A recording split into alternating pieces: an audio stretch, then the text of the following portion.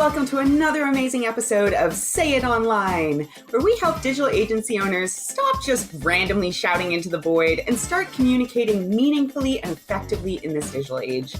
I'm your host, Say Gabriel, and this episode was brought to you by our sponsor, Anansi Content.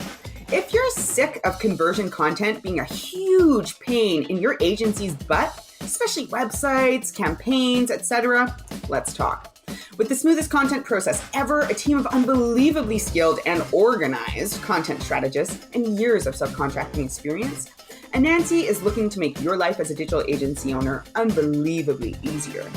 Just head, if you're interested, to anansicontent.com, that's ANANSI content.com, and hit Let's Talk.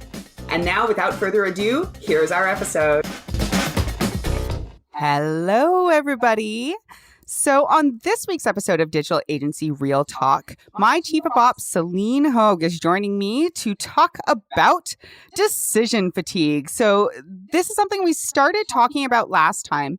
Last time we talked quite a bit about decision fatigue, how to recognize it in yourself, what it is, how it affects you, how to alleviate it when you're in the middle of it, but also how to, prevent it from coming on as quickly. And today we're going to ramp it up a notch, and we're going to keep talking about decision fatigue, but we're going to talk about decision fatigue in others. So this can be people on your team, but the context that we're going to be looking at it more specifically on is the people that you're working with. So your clients, or even potentially your channel partners if you're collaborating on some sort of project. Basically, what to do when you're noticing that someone is just way too busy and way too tired to be making lots and lots of decisions. How can we help them with that? Why do we want to help them with that? So this one is a little bit more interesting because it definitely comes from shared experiences and observations, but I'm still really excited to dig into it today. So welcome, Celene. I'm stoked to chat. Did you want to kick us off? Yeah, I'm really excited about this topic. It kind of flowed organically when we were planning our episode on decision fatigue, because obviously as entrepreneurs, we pretty much all deal with decision fatigue, even if we don't think we do. Like I, for some reason, thought for like a minute last episode. But it's something that when we're working with other people, especially clients, they deal with decision fatigue too. And it can impact you, especially if you need to get going on a project or you need something from them and you're wondering like, why are they taking so long to get back to me? Or like, why are they should be an easy decision. Like, why is this such a hard thing? Is really like, there's so many things that you can do to recognize it, help them through it. That's not only going to make the project flow so much better, but you're going to look like a superhero and you're going to make your client have 1,000 times better experience. Yes, absolutely. Now, for us, of course, as subcontractors, we kind of do this on multiple levels, both with the agency partners that we work with and for, as well as for our mutual clients.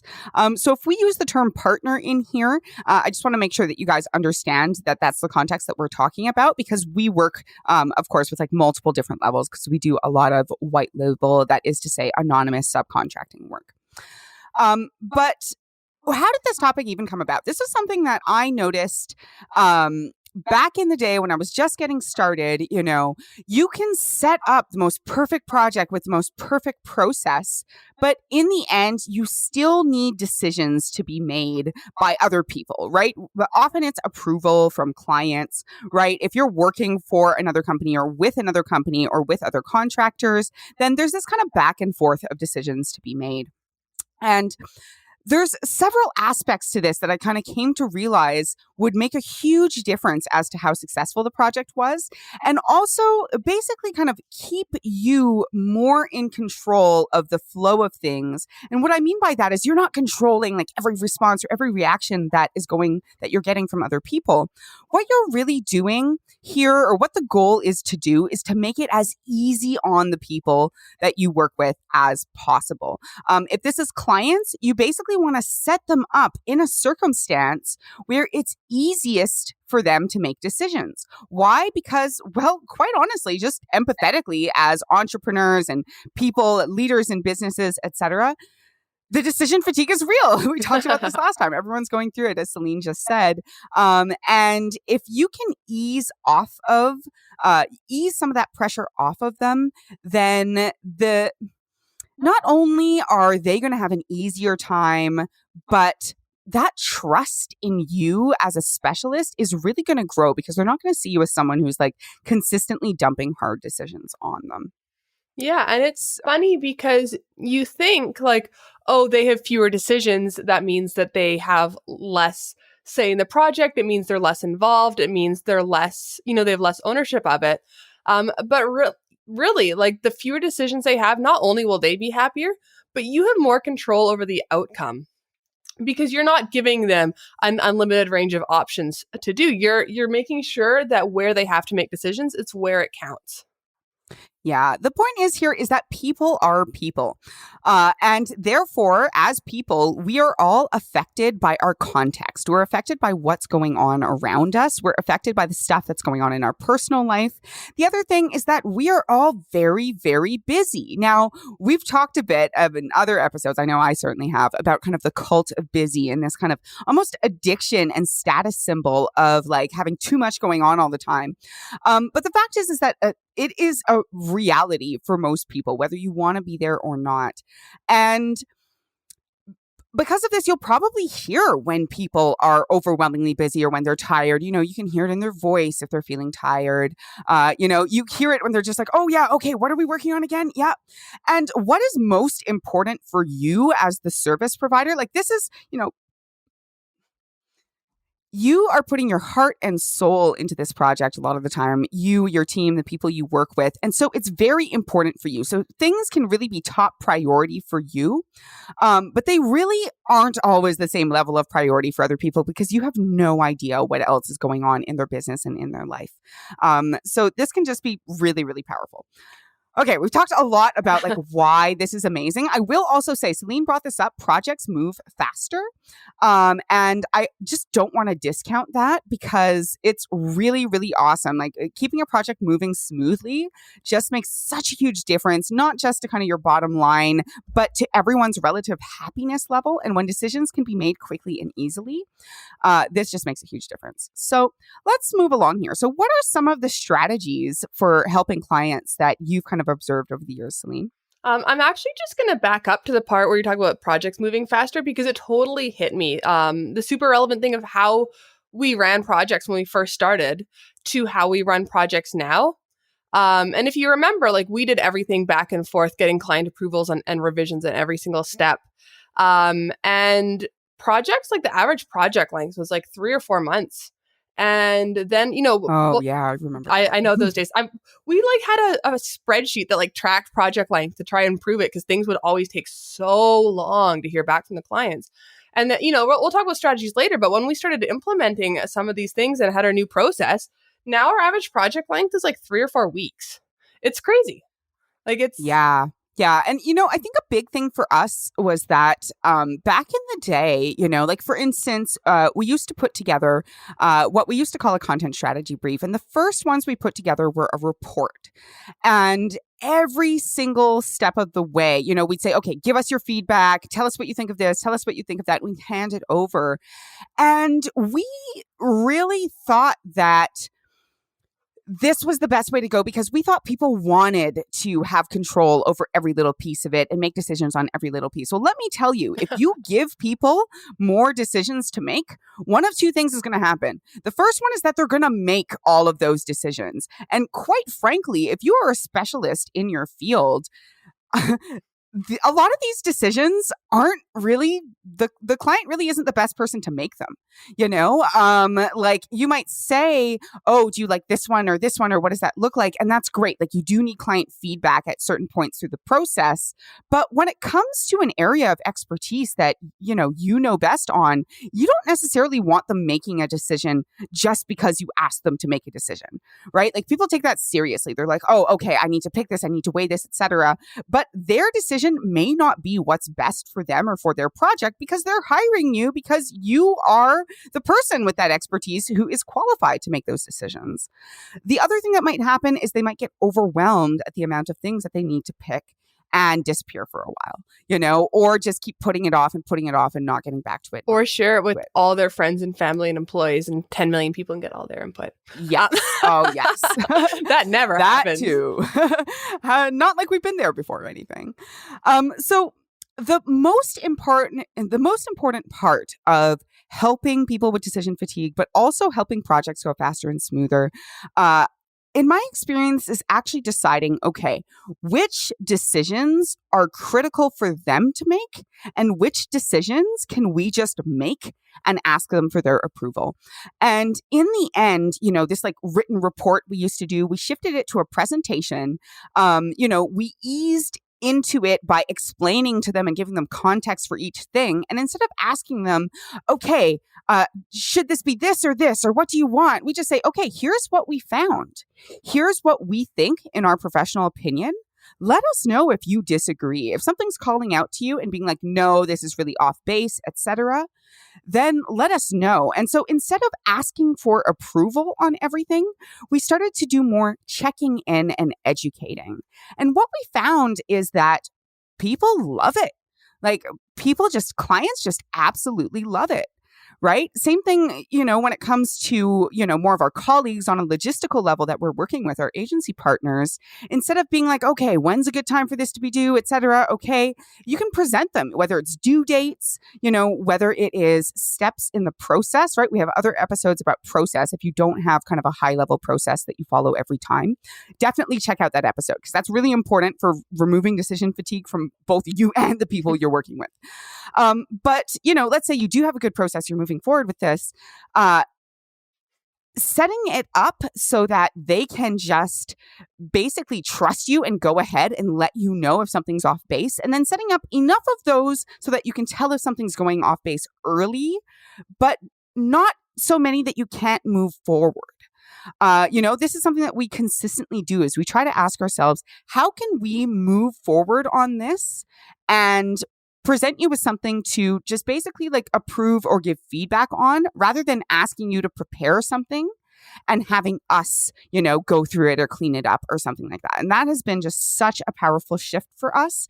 We went from taking a week to 2 weeks to get approval. If we're still talking about that specific document, the content strategy brief, that went from taking a week or 2 weeks just to get approval and going back and forth in revisions, it being an exhausting process, to typically under an hour. Like now we do it live, we talk it through with them, we present them ahead, we prepare, we educate. And quite frankly, and we also made it more of a visual experience where we're showing them in a presentation rather than like handing them something to like mark up basically. And holy cow, like we are this way able to make changes on the spot. And often we get approval just at the end. Yes, awesome, go ahead. That sounds perfect. Great. And that's so powerful. Everybody feels really stoked and excited and empowered from that process rather than drained from all of these rounds of back and forth. Yes. And it also, quite frankly, like everyone kind of has budgets to consider. It cuts down project time a lot because you're not doing all those rounds of revisions and all that communication around it and all, and waiting, following up, all that stuff. It takes all this extra time out of the project as well. Right. And then the faster a project gets done, that means your cash flow generally is doing happier. That's more money in your pocket, right? Like you have to pay your expenses and bills every single month.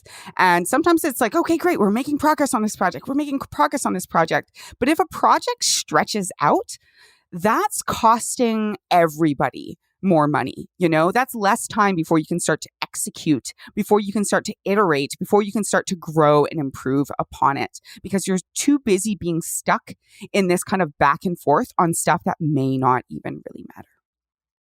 So true. So, obviously, this is one of the big shifts we made, and it works really well when you put it in your processes so that you don't need to wait and see whether or not someone is decision fatigued. You just kind of take it as like a given and build your processes around it. And if they just happen to not be decision fatigued, it still goes great for them. Yeah, absolutely.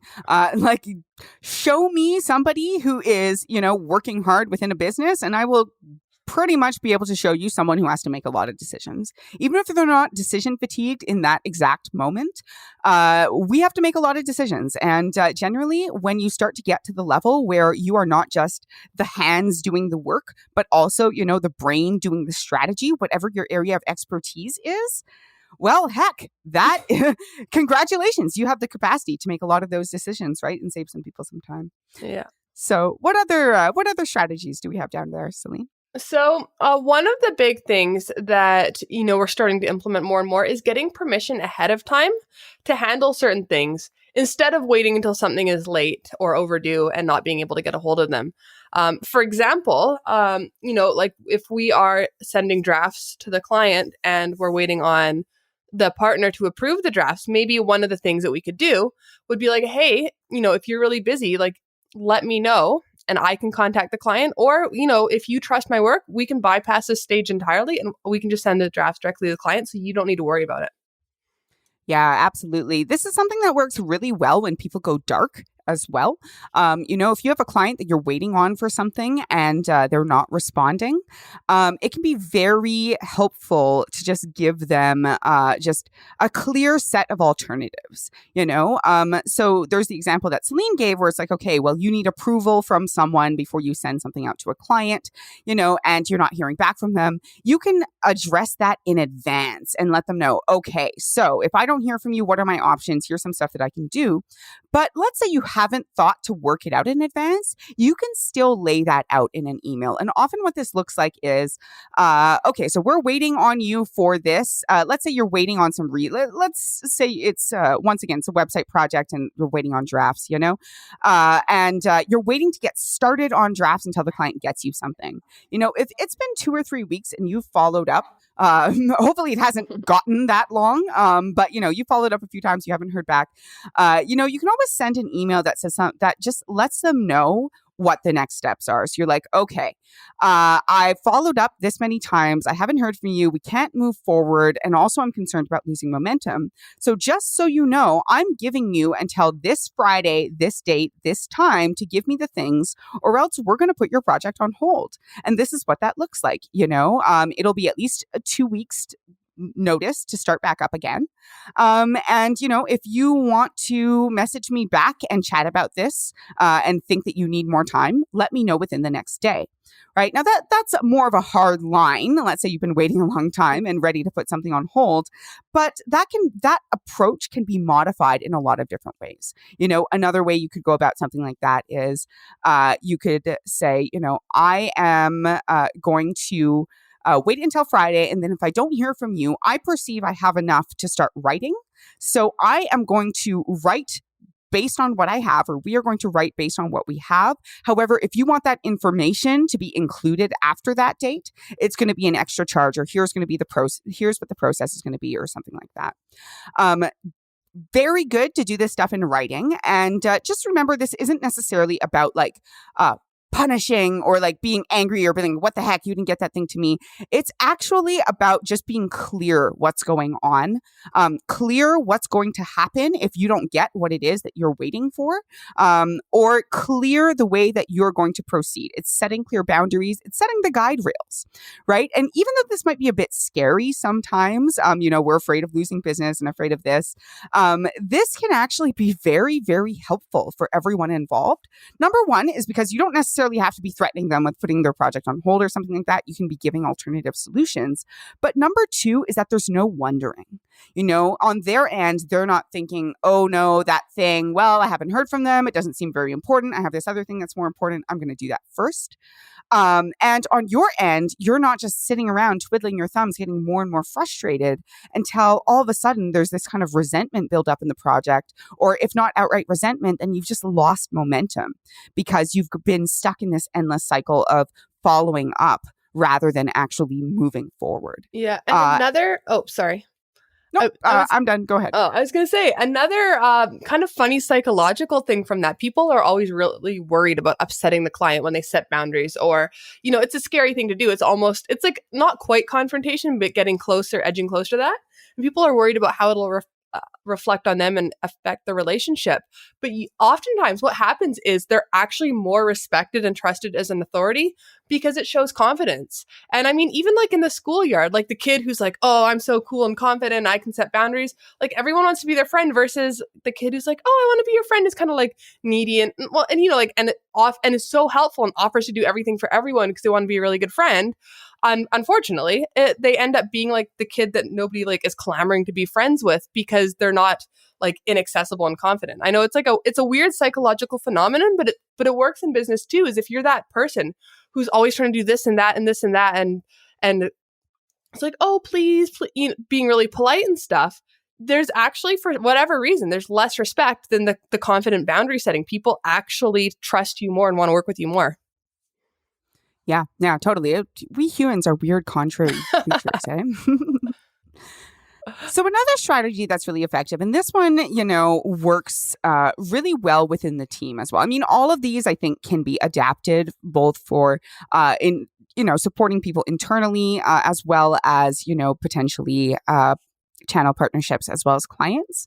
But this one in particular, you know, we really lean into with our team, which is going to somebody with a solution instead of simply a question.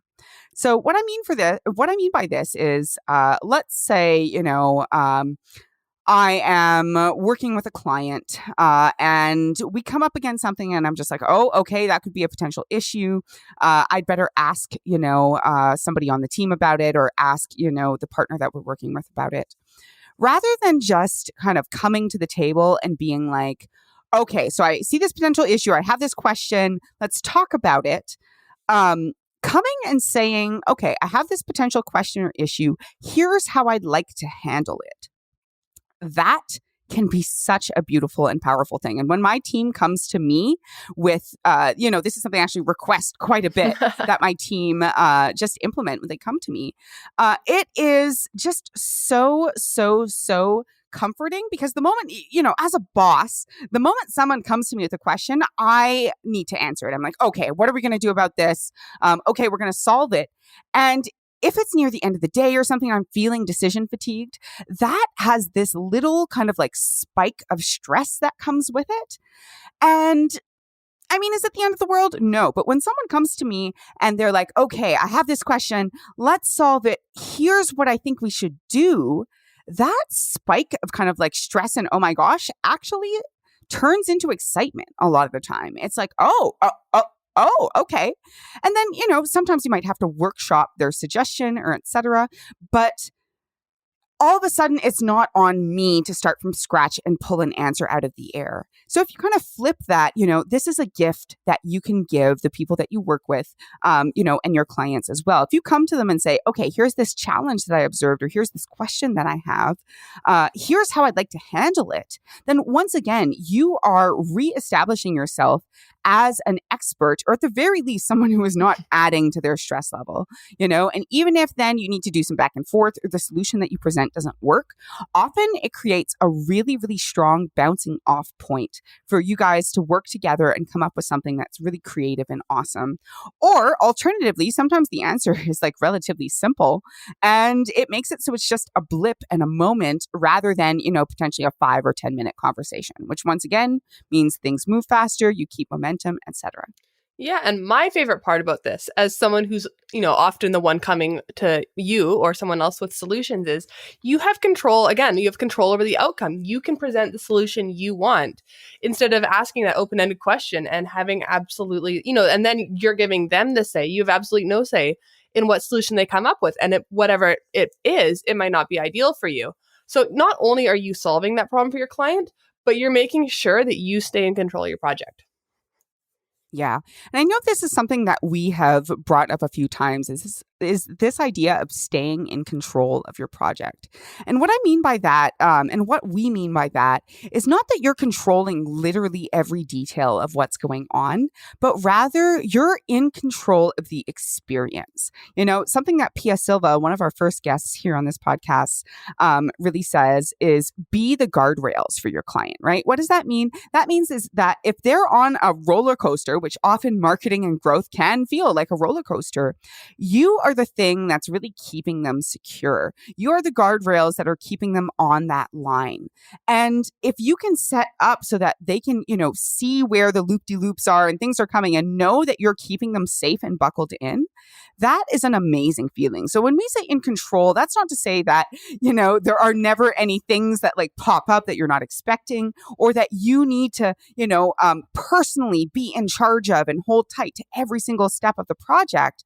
What we're really trying to say is that if you can remove a lot of the variables, for your client or for, the person who's hiring you, if you're subcontracting in some way, that can be so, so, so much. I know I've used this word gift before, but I'm going to use it again. It is a gift that you are giving. Better yet, if you can make these guardrails and, removing all of these kind of overwhelming variables a core part of your process, then all of a sudden things will just flow so, so, so much smoother for you, and let you know ahead of time what the client experience is going to be like. And therefore, if someone's not getting a good experience out of that, okay, this is what I can potentially change. This is where I can potentially shift it, or maybe that client just isn't a good fit. Right? If you've set up guardrails that work really, really well for most people and you're getting lots of excited feedback from lots of different people, then it's a lot easier to let it roll off your back when you inevitably have a difficult client who maybe doesn't jive well or doesn't like your work or something like that. Like we all have those. You can minimize them as much as possible. And that's really what this is about. This is about minimizing problems by removing variables. And therefore, you get to stay in charge and you get to really be the expert. And that's really cool. That is. And conversely, if you set up these guardrails and your processes and you seem to be tripping up over the same issue over and over again with multiple clients, then that gives you a really good framework for adjusting your process and making the experience way more awesome for everyone. And like whatever it is, you can find those problems and they're easier to solve when you have those kind of clear guidelines in place to reference. Yeah, absolutely. And some of this, we've mentioned is like very specific things you can apply. But I also just want to note that like this is as much of a mindset as it is a set of policies or a process that you can write down. And I mean, I'm sure you can put that under like shit say says, hashtag shit say says. It's a mindset. It's an iterative process. But yeah, it's both of those things, right? If you can cultivate the mindset of, okay, how can I, make this easier for the people that I'm working on? How can I come with solutions? How can I be the guardrails? Then you'll start to see many, many more opportunities than just the things that we've listed here. It's really about embracing the idea that just by adding a little bit more effort or energy in smaller places, you can leverage that towards actually expending a lot less energy in the longer term, trying to, re-engage somebody when the project's gone on too long, or trying to, put out fires when something's gone wrong. This really allows you to just understand what it's going to be like and really just use little smaller areas, like I said, little gifts that you can give that can really, really, really just smooth things along. So even though some of this might feel like, I already do so much work, I already work so much, I already do so much and make so many different decisions, look at this as an investment.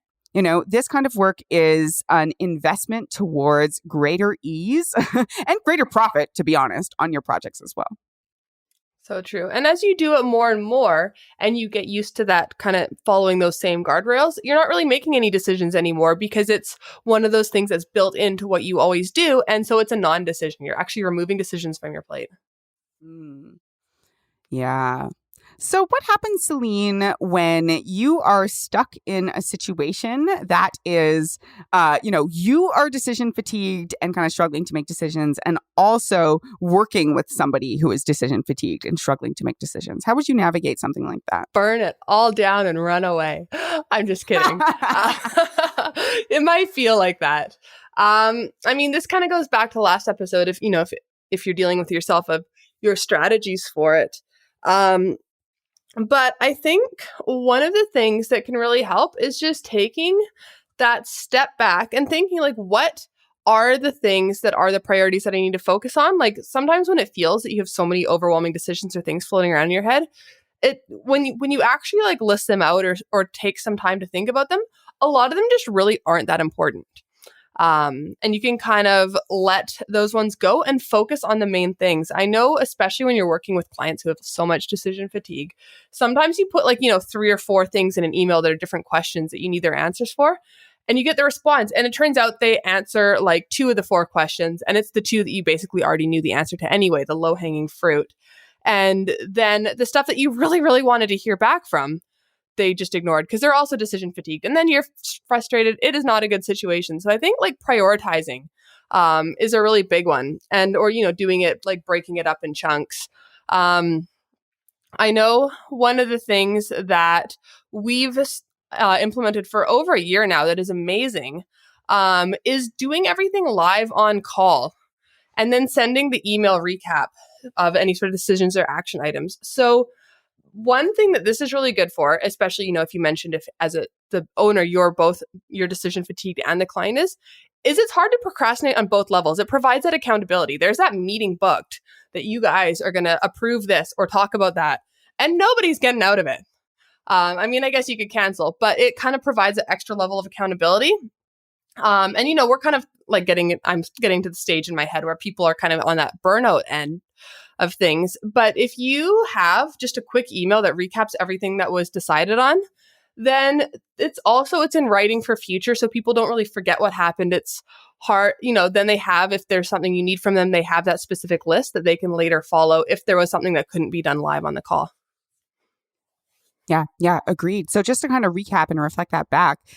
So number 1, list what it is that you're going to do out. So this can be, I'm hearing, this can be if, you guys are on a call together, 2 people who are really kind of like burned out or decision fatigued or just overwhelmed with other stuff. Sometimes it might feel like you have a million things to kind of talk about or cover. So either on your own before the call or while on the call, just make a list.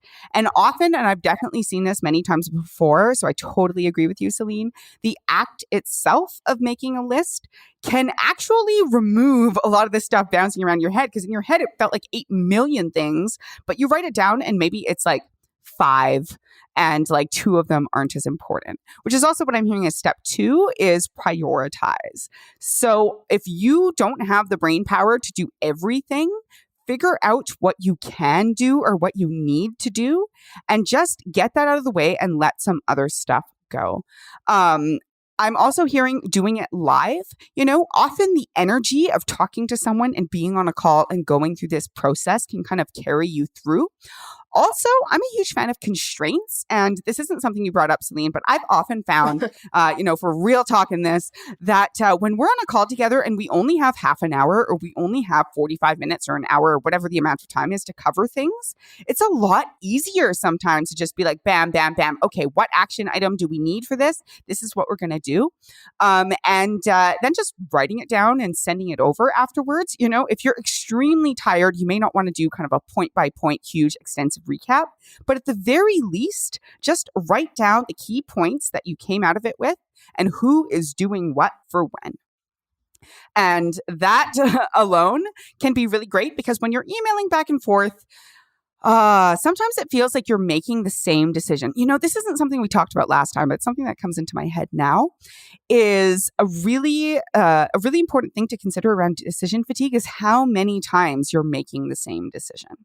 So in email, if you have to do something and you're opening your email, every time you're looking at all the different subject lines and thinking about those 5 things that you need to do, in some ways you're making a decision over and over and over again. You're like, okay, not now, or okay, need to think about that later, etc. But when you're on a call live, a lot of the time you're just making that decision once because, it's out of the way and then reporting on it later. And maybe you have to shift the decision later, but you don't have to totally defer it. And so I think maybe that's one of the reasons why, I don't know, I'm just kind of pondering this as I say it, but maybe that's one of the reasons why there's so much greater accountability during a call, but also why decisions sometimes feel easier with the pressure of a call, I would say.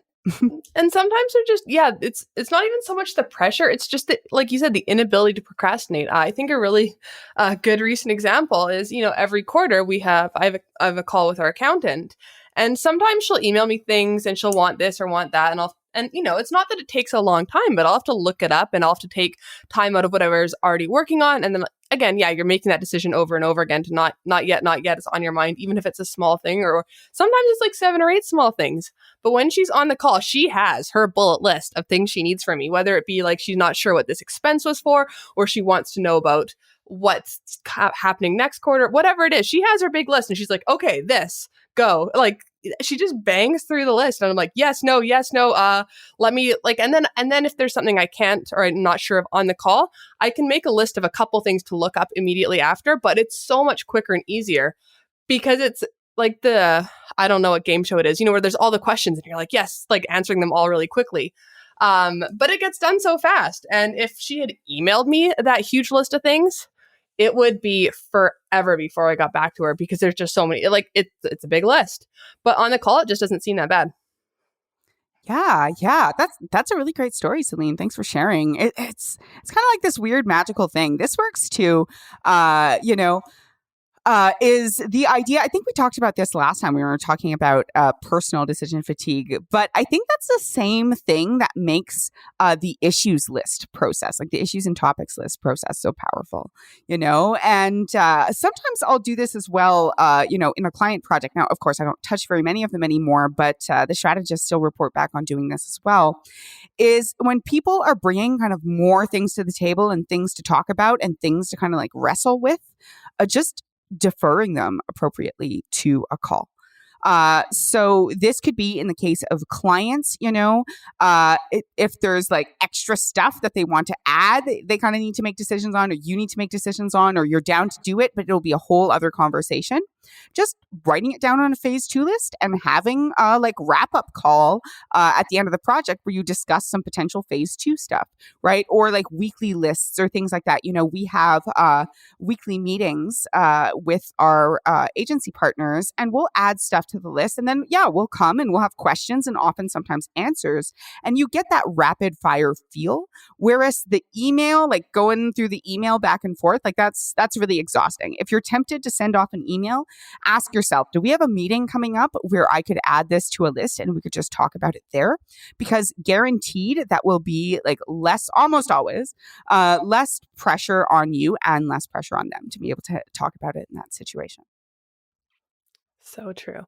And then, sometimes people are worried about not having the written reference, but I think in those cases, it's important if you have any way of backing up your calls or meetings, or, again, I think I mentioned this earlier, but sending a quick recap by email after the fact, that's kind of the best way to do that. Yeah, absolutely. Because it's really nice to let things flow organically during a call. If you are someone who takes lots of notes, that's great, but not everybody is, so it's good to just note, okay, what are the most critical elements of this, which for me always revolve around action. But that's where I find I have a lot of frustration as well, right? Because if you write something down and then don't follow up on it afterwards or communicate it, then it's like you guys agree to all this stuff and you feel really good, but how much of it actually gets done? Yeah. Yeah. But that's a whole nother conversation. Yes, so that is making sure action item lists actually get done and holding people accountable. Yes.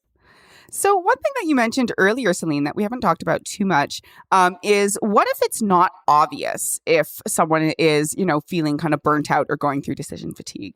I think that with this kind of cult of busy that is going around, a lot of people will, let you know, oh, I'm so busy, I'm so overwhelmed right now or something. But what are some ways if you're kind of not sure whether the person that you're working with is feeling overwhelmed? What are some things that you've noticed that you can use to identify? Yeah, it's funny because before the call, I know you argued a very strong case for saying that it's always pretty obvious. But I know, for me, if I'm working with people I don't know very well, I'm not going to tell them I'm busy or let on to that because I'm a very, I don't know, maybe stoic's not the right word, but I internalize these things. So it might not be as obvious with someone like me. But some of the really big signs are if they take a long time to get back to you, I know revisions is like a really big one that people take a long time to get back on, but because it's going to actually take work from them. But sometimes it's just like a really obvious, like something you think is a no-brainer, simple yes, no decision that you're like, okay, this is week. Oh, again, we wouldn't let it get to week 3, so I'm exaggerating. But this is week 3. All they need to do is say like blue or green for their like website background or something. Like, why are we waiting this long for it? That's kind of a sign. I mentioned this one earlier, but if there's an email with multiple questions, they may only answer 1 or 2 of the questions and ignore the things you actually wanted to hear about. That's a sign I've observed in a lot of people. And if they're showing other signs of burnout, like these are kind of the obvious ones, like mentioning being chaotic, busy, forgetting things that were discussed previously, if they're forgetting what you already talked about, like if they're showing any signs of burnout, almost 100% for sure, they're also facing decision fatigue. Yeah, absolutely. I would say that forgetting things that have been discussed is a big one. Like if you met, a week ago or even 2 or 3 days ago and you agreed on some stuff and it's just not in their mind even a little bit. And they're like, no, that didn't happen, or no, I don't think so. That is usually a huge sign of like burnout, overwhelm, or decision fatigue. Like that's a really big one. So if you're finding yourself like, what the heck is going on? That might very well be what is going on. Pardon me? I was going to say, and too, that one in particular, at least for me, is a really hard one to deal with, especially if they're a client or they're paying you or you have a good relationship with them. You don't want to be just like, well, no, you totally said that, or that's not how it happened at all, because that's kind of antagonistic and they're just going to get frustrated because that's not how they're remembering it. But at the same time, like if you let it go, it could potentially happen again, or it could derail things. So yeah, snowball. Yeah. I don't have a really like magical solution for how to approach that, but that's like for me one of the biggest things that are frustrating. So it's always good if you can take steps to avoid it before it happens by making sure things like that are in writing. Even if you have it in a meeting saying like, hey, I just want to confirm that during our meeting you approved XYZ or whatever. So it's in writing somewhere. So if it does snowball, you can be like, oh, look, in a very gentle kind of way, not in like a, oh, you're wrong kind of way, obviously. Yeah. I will also, I will also say that if you're not in a time crunch, I'm a huge fan of rescheduling, particularly in the circumstance that we were talking about where like both you and the other person are like maybe burnt out or decision fatigued or something. Just keep in mind that if it is like hour 14 of work for someone, or even if they've just had really hard calls and making decisions all day, sometimes, a lot of the time, obviously, we want things to go faster and we don't want to delay the project and, move a whole meeting out a week and now everything's taking twice as long. But sometimes it is just better to reschedule, right? Like if a conversation's going nowhere and neither of you guys are in the right headspace for it and you're finding that you're going around in circles or tension is rising, then, there is no shame if you can in moving that meeting out, even just a day or 2. Like I said, this is kind of case by case because sometimes the kind of stress of leaving things undone for much longer and stretching things out can work against you. But I would say specifically the signs where rescheduling can be a good idea are if your conversation is starting to go around in circles. I would say that, a sign of decision fatigue is forgetting things that were discussed or forgetting decisions that were made, or sometimes getting a little bit upset at having to make a decision. It can be like a weird, like, oh, why are you making me decide this? Frustration. Like those are signs of decision fatigue, but signs of like straight up burnout or really just needing to reschedule is if they're forgetting stuff they're saying within the same meeting. That would be a big sign for me. If you're finding, you're having to repeat the same points over and over because they're just not sinking in, or vice versa. Again, if you are also in a state of decision fatigue or burnout, it's a lot harder to navigate that kind of situation. Maybe it's harder for you to come to the table with a solution. Maybe it's harder for you to kind of keep patient and like navigate it. It is better to defer things than to build frustration in a totally unproductive meeting. I'm not a huge fan of unproductive meetings. So I just wanted to put that out there as well. I think that's a really good point. And a lot of times, I think people feel like they're failing or letting the other person down when they have to cancel, even like whether it's before the meeting or during the meeting. When you do it live, you're like, oh, I'm like I'm such a bad person. There's all this guilt and shame around it. But how many times has someone like wanted to reschedule on you for a similar reason, and you're like, oh, thank God. Or during the meeting too, where they're like, you know what, this isn't going anywhere. Let's like reconvene later and discuss this, because this is just not a good time. And you're like, yes, thank you for saying that. Like, I don't want to say anything, but yes, like, even though you may feel like guilty or bad about it in the moment, like a lot of times, if the other person is feeling that same level of burnout, they are happy to have the rest of the hour to clear their head or to do something that's been weighing on their mind really heavily. Yeah, absolutely. So again, this isn't always the best solution, but there's no shame in this. Absolutely no shame. You're not a failure. I like to joke sometimes everybody gets one. Not that you have one forever. If you ever need to cancel or reschedule a meeting last minute after the first one, like that's it, we're done. No, I'm not saying that. But there's a difference between consistently rescheduling meetings and like needing to reschedule the occasional one because it's just not going anywhere. And this, I will say, for me at least, happens most often in kind of internal or lateral meetings, in the sense of, it is, this is often a situation where it's me and someone in my team who are meeting, or, me and, a channel partner, agency partner, someone that we're subcontracting for. I'd say this is a little bit less so in client situations. Client situations, I definitely don't like to encourage them to like cancel and reschedule meetings kind of whenever they want. And likewise, as service providers, unless there is really an emergency, and sometimes it can be an emotional emergency, once or twice a year. Sometimes we have those. That relationship, I think, is a lot more important sometimes to push through.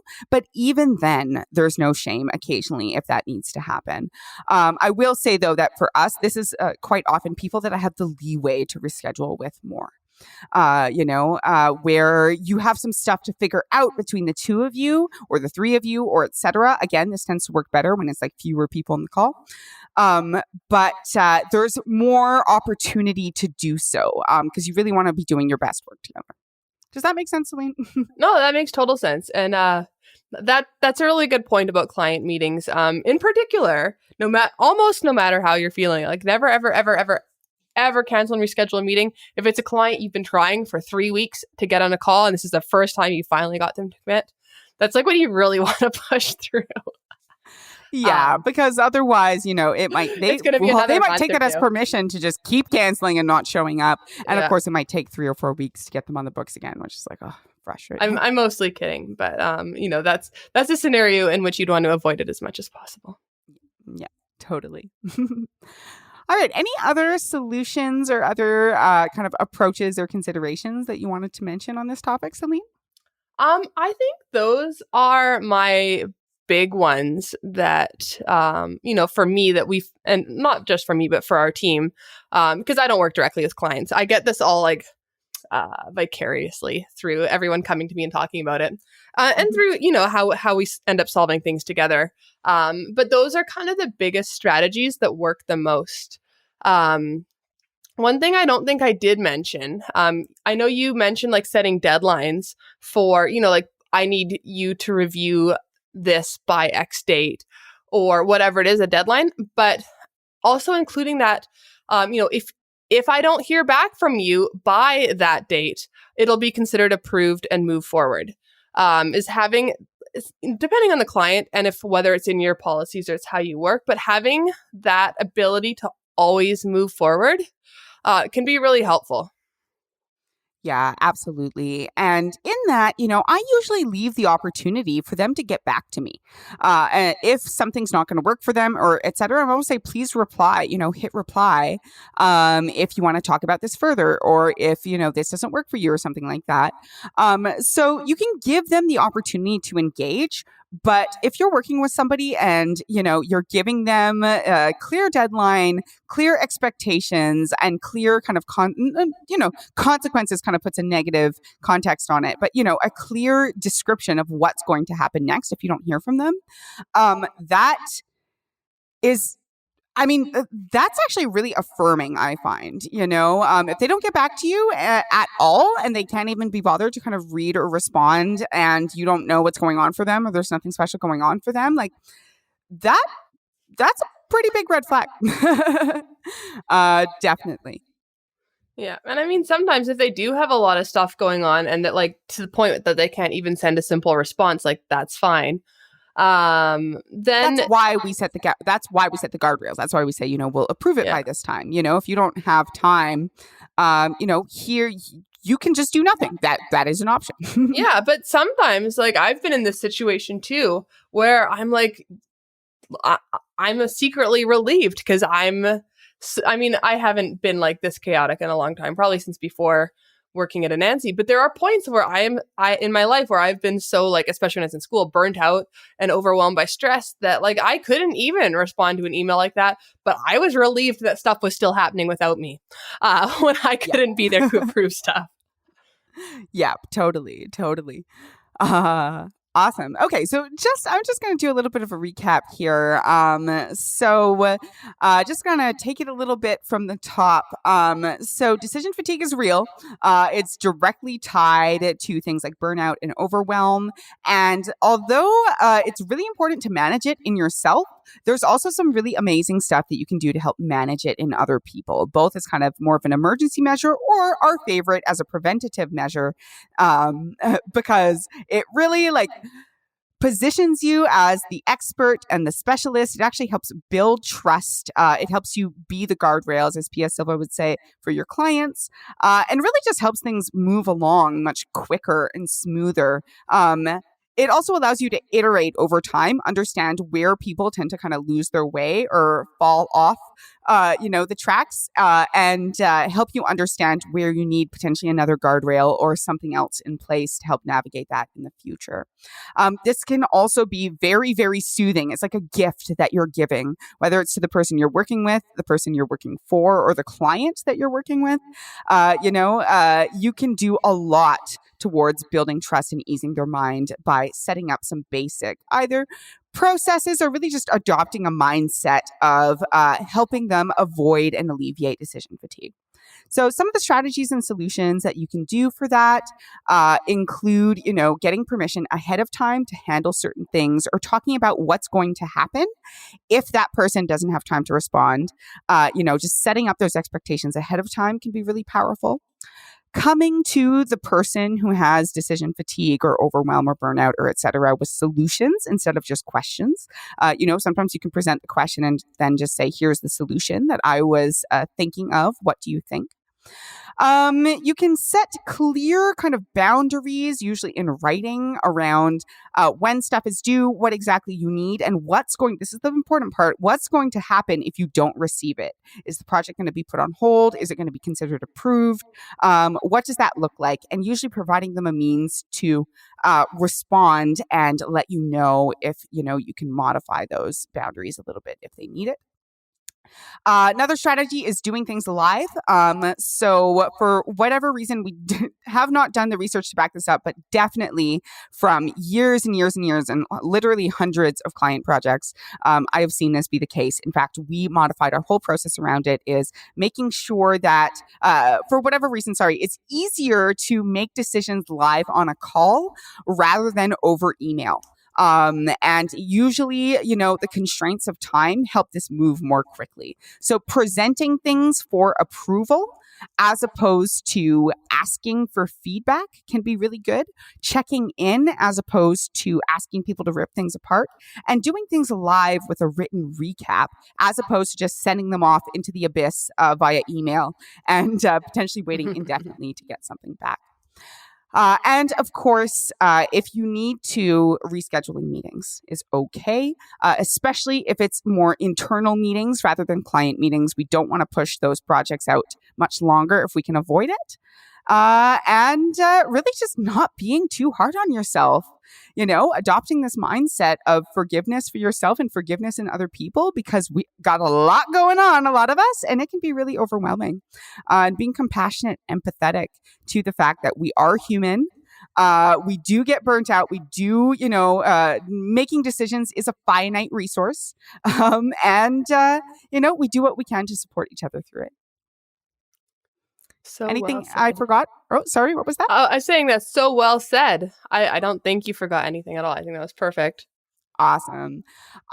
Well, as always, we are curious. Do you agree with us, disagree with us? What are some of the things that you do to help kind of be the guardrails for the people that you work with and work for? And what are some of the ways that you help alleviate decision fatigue, both in your team, your channel partners, and your clients? We'd love to know.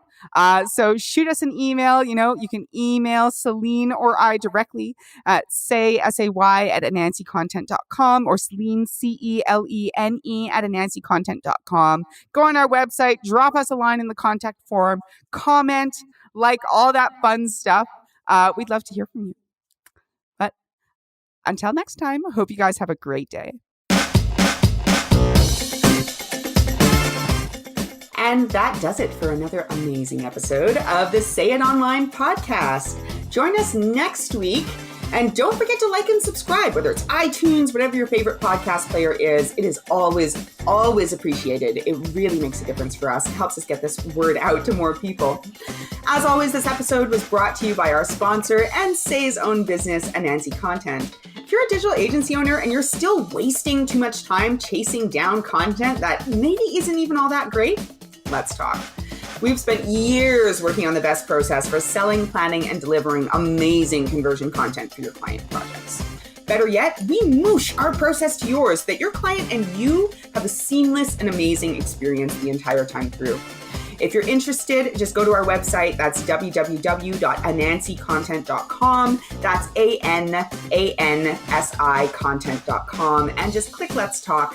I'd love to chat with you. Someone else on the team would also love to chat with you too. Hope you have an amazing rest of your day.